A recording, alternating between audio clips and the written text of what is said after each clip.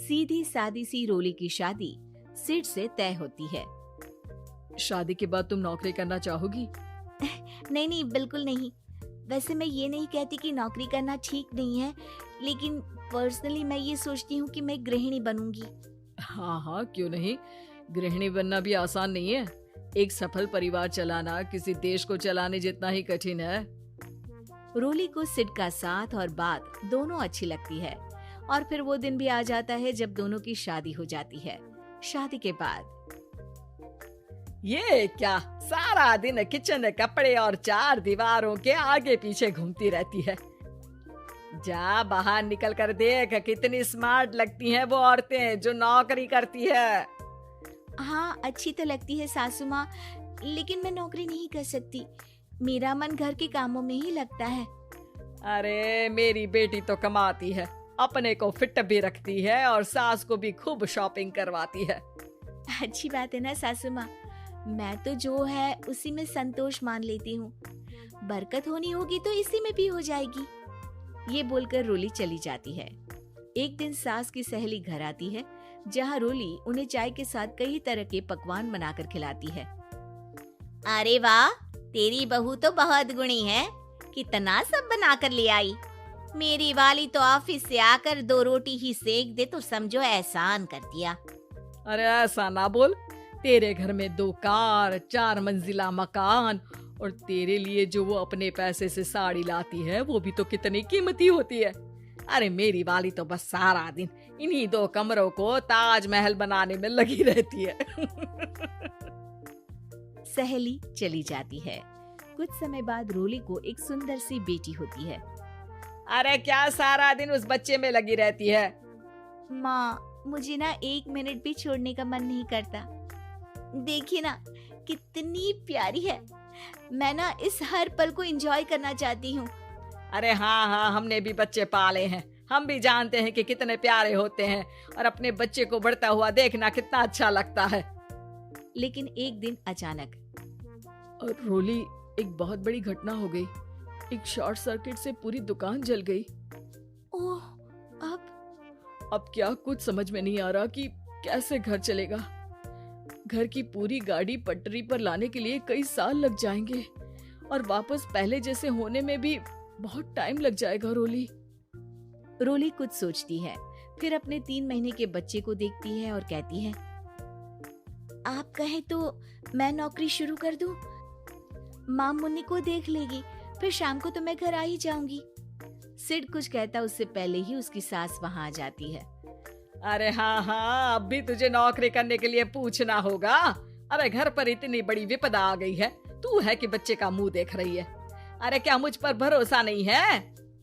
अरे नहीं नहीं माँ जी, ऐसा क्यों बोल रही हैं आप? फिर क्या था, सिड से पूछकर 3 महीने की बच्ची को रोली सास के पास छोड़कर चली जाती है। शाम को ऑफिस से आने पर अरे सारा दिन इसने तो चैन नहीं लेने दिया, बस गोदी में ले लेकर घूमती रही। हाथ दर्द हो रहा है। बहू को बहुत गिल्ट फील होता है, लेकिन जब वो घर की हालत देखती है तो चुप रह जाती है। ऑफिस में सहेली कहती है, अरे रोली, तेरी तो बच्ची छोटी है ना, कैसे मैनेज करती है? कैसे मतलब? घर पर रहती है वो अपनी दादी के साथ। ओ यार, कितनी अच्छी है तेरी सास।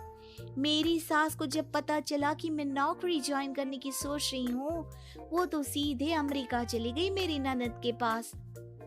अच्छा, फिर तू कैसे मैनेज करती है? अरे मैंने तो फुल टाइम मेड रख ली है। ओहो, वो तो बड़ी महंगी होगी ना? हाँ यार, लेकिन कमाई भी तो हो रही है ना।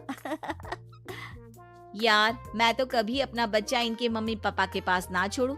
प्यार दुलार में खराब कर देते हैं ये दादा दादी बच्चे को। नहीं नहीं, मुझे अपनी सास पर पूरा विश्वास है। जो मेरे पति को इतनी अच्छी शिक्षा के साथ बड़ा कर सकती हैं, वो मेरी बच्ची को कभी नहीं बिगाड़ेगी। खैर, रोली की इस सोच से उलट पड़ोसियों के बीच हाथ में बच्ची पकड़े रोली की सास कहती है, अरे क्या बताऊं, सारा दिन बहू बाहर रहती है। पहले अपने बच्चे पालो, फिर बच्चों के बच्चे। अरे अपना जीवन तो कुछ रहा ही नहीं।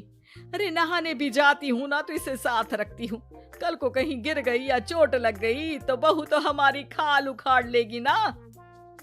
अरे ऐसा भी क्या डरना बहू से, नौकरी थोड़ी की है उसकी। अब क्या बताऊं, पढ़ी लिखी लड़कियां हैं आजकल की। चलो चलती हूँ, सब्जी बनाने का वक्त हो गया है, बच्चे आएंगे तो खाना तो बना मिले। सास ये बोलकर वहां से चली जाती है कि तभी रोली ऑफिस से घर पहुंचती है। बाहर पड़ोसियों को देखकर, नमस्ते आंटी जी, कैसी हैं आप? अरे बहुत अच्छी हूँ, लेकिन तेरी किस्मत तो सबसे अच्छी है। क्या सास पाई है, मोती दान किए होंगे तूने। तेरा बच्चा भी देखती है, खाना भी बनाती है। बेचारी बहुत काम करती है तेरी सास। हाँ आंटी, सही बोल रही हैं आप। अब ऑफिस भी दूर है तो आने जाने में वक्त चला जाता है। खैर चलती हूँ। हाँ हाँ बेटा जाओ, गर्मा गर्म खाना खाओ।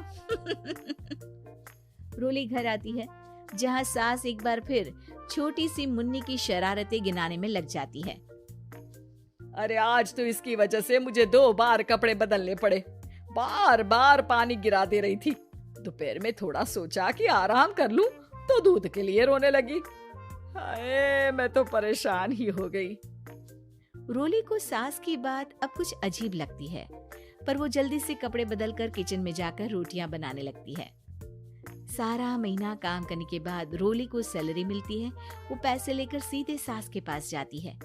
माँ जी, ये मेरी सैलरी। आपने हर कदम में इस घर का साथ दिया। मैं नौकरी करने के पक्ष में नहीं थी, मैं तो अपने बच्चे को बढ़ता देखना चाहती थी। मैं थोड़े में भी खुशी थी।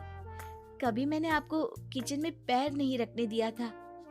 घर की मुसीबत नहीं आती तो मैं कभी इन जिम्मेदारियों को आप पर पड़ने नहीं देती। अब सास समझ चुकी थी कि उसकी गलती कहाँ है। हाथ में पैसे देकर कहती है, मैं पढ़ी लिखी नहीं थी तो पति ने भी कभी पैसे हाथ में नहीं रखे, बेटे ने भी गल्ला संभाला, लेकिन तूने मुझे समझा। ये मेरा सम्मान है कि एक बहू होकर तूने पूरी सैलरी मेरे हाथ में रखी बेटा।